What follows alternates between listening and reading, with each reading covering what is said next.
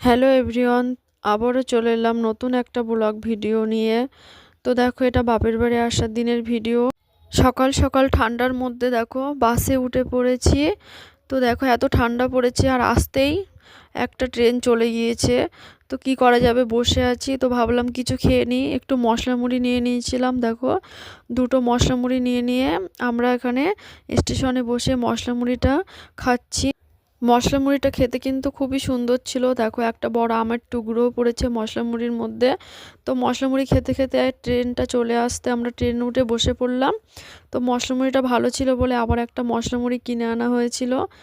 তারপরে দেখো হেডফোনে গান শুনতে শুনতে শিয়ালদায় চলে এসেছি।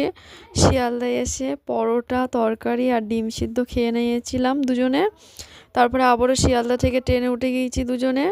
তো ট্রেনে করে আসছি, দেখো বাইরেটা দেখতে দেখতে আসছিলাম, কি সুন্দর লাগছিল। আর বাপের বাড়ি আসার সময় তো মজাই আলাদা। তো তারপরে দেখো ছোলা মাখার একটা লোক উঠেছিল, তো দেখো ছোলা মাখা নিয়ে নিয়েছিলাম একটু।